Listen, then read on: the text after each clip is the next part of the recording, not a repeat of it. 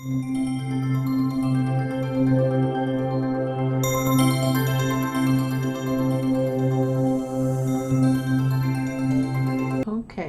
so today what I'm going to show you is how to make these cat sitting on a crescent moon earrings. Now, you can make them two different ways, but I did it the hard way. Now I still have to do some thinning out of this crescent moon to match this one, but I'm going to show you what I did in order to get this. I have a few extra ones here in case I don't like the way these turned out. I wanted other ones just as backup. And what I did was I printed out a template, okay? Then I cut it out. Now the hardest part is getting that tail, as you can tell. It may not look exact. I think I did a better job on these ones. You can see them more, but I might have to thin them out a little bit so that you can see the tail a little better than that. But here it is. It's a little better. You can see it. So what I did was I took some cardstock. This is the black glitter cardstock. I took my template, I put it in an area, and I traced it. So this is the back. Then I cut it out very carefully and trimmed it the best I could. You can see some of them didn't turn out that great. This one's a little wonky.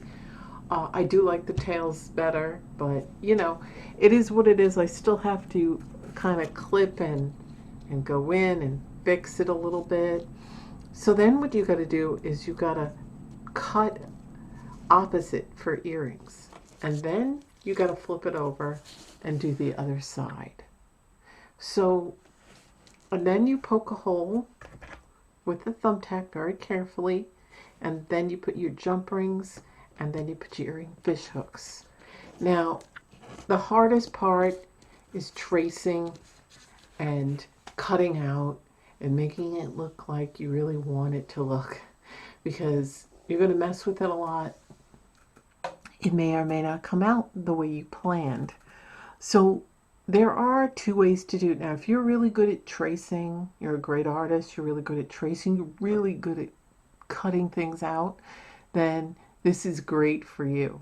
But if you're not that great at cutting things out and you have issues with that, and this is probably not a project that you want to try.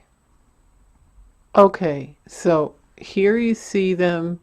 They're going to hang on me. Here you see them hanging on me the best you can. You see what they're going to look like when they're on. I really like them. They're cute. They're a lot of fun.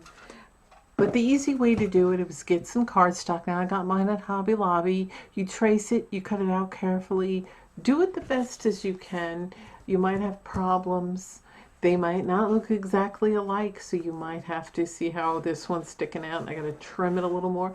And then remember, you've got to get one for the back, because otherwise it's going to look like that. So you have to cut out another one, but it has to go like, you can't cut it this way. You have to cut it with the cardstock facing up and this part facing in, so that when you go like this part is facing out. So you have it this on both sides. So you got to remember to do that. Now, that can get a little tricky sometimes, believe it or not. It's easy enough to do, but it's easy to forget. That's why I ended up with a few I forgot to flip it over.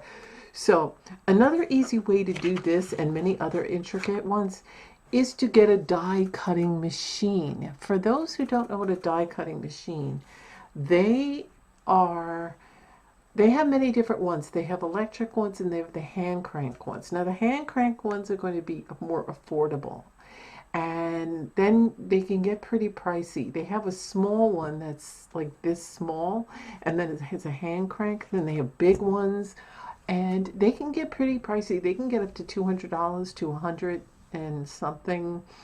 And then they have ones from $30 to $40 you can get on Amazon or anywhere else. So now I really want one. I don't have one. And I missed out because a company reached out to me and said I can choose from their products. But unfortunately, I didn't have a machine. Now, this is typically used for crafts of scrapbooking or making cards. And I don't do those crafts, but I have plenty of friends that, do make cards and do scrapbooking. I'm into other crafts, like jewelry tutorials, obviously, and other things. So I never really had a need or even knew about a die cutting machine until that company reached out to me. Anyway, you have to get the die cuts, and the die cuts are like a shape. So they would be in metal, and one side would have blade, like a sharp edge, because that's the blade that's going to cut it.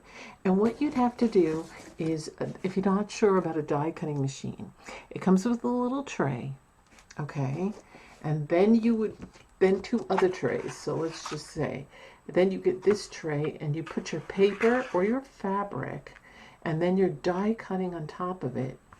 And then you put the other, like a sandwich, on top of that other thing, and then you would hand crank that thing till it goes to the other side. When you open it all up, it should be cut. Now that's better for things like this that's really intricate and that you're going to want to make it look really professional if you're going to make them to sell or give as gifts, because otherwise it's not going to look really good and it's going to look like a child cut it out and made it. But you may be a great artist and you may enjoy this, but I've got to tell you, if you had a die cutting machine, which looks like this, you can cut the time. It took me time to print out the template, cut the template out exactly, then trace them, and you need 4. 2 for the front, 2 for the back of the opposite.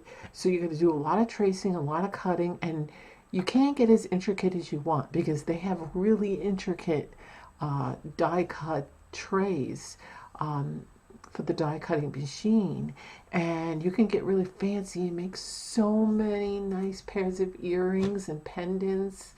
And of course, you could use it for other things, but if you're going to make it for earrings, jewelry, and you're going to want this, if you're going to like make them in bulk, like if you're going to sell them or you give them as gifts frequently, you're definitely going to want a die cutting machine. Now, I wish I had one. If there's a company out there that wants to send me one, I'll do tons of reviews and jewelry tutorials with it. Believe me, I have tons of ideas.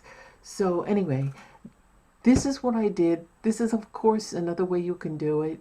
Print out a picture, the size you need it, print it, trace it, cut it, and here it is. And then you're going to need some E6000 jewelry glue and a toothpick to spread it.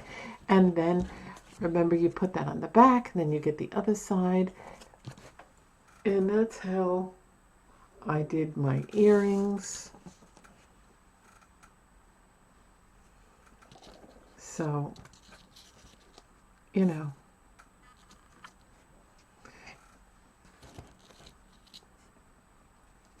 it can be fun, it could be tedious, depending on if you're a good artist or not. So I hope you like this little tutorial. It wasn't really major. I didn't show you cutting them or anything like that. It does take time.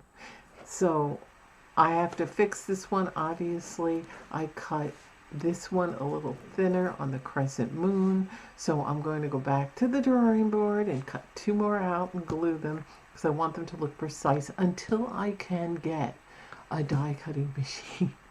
So that's a tip for you all out there if you want to know about that.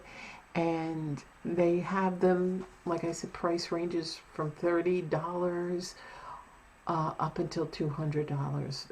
But if you're just beginning and you're only going to make them every now and then you really don't need to get a big machine and spend a lot to hand crank. A little hand crank one is fine. But you could also emboss with that. So if you're into scrapbooking and making cards, those are great.